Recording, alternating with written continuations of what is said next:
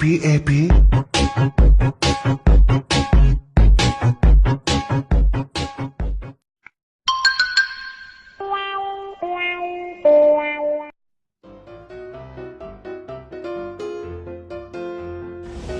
っぱり仙台は都会ですね。すごいビルが、夜景が綺麗ですね、走ってて。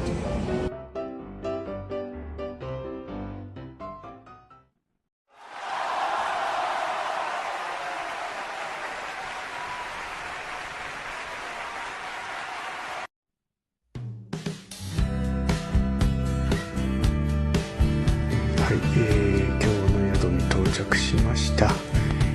ここは、多賀城市なんですけども、仙台港から非常に近い場所になります。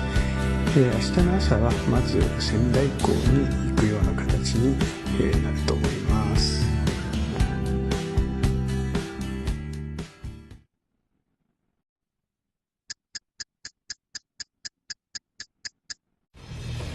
おはようございます。ガチャペンでございます。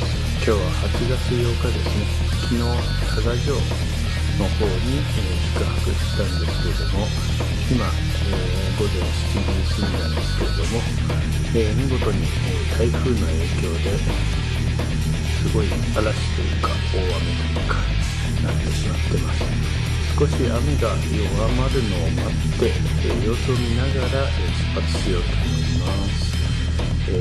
仙台港には、直接寄るかどうかはわからないんですけども、行ってみたいと思います。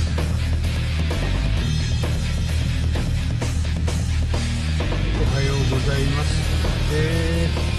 今、だいたい8時半前なんですけれども、少し台風の影響が少し弱くなったと思って出てきたらちょっと降り始めてしまったんですけども、これから仙台港に出発したいと思います。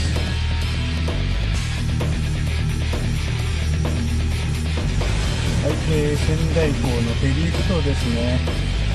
雨非常に激しいです。台風の影響です。下車するのもちょっとままならない状態なので、ちょっとこれだけで、来たということで勘弁してください。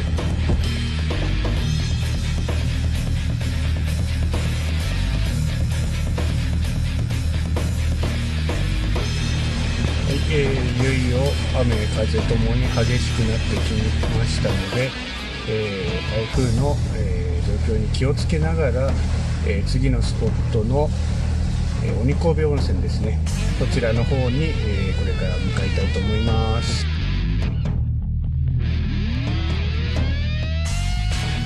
とりあえず車がお腹空いたということでガソリンを給油し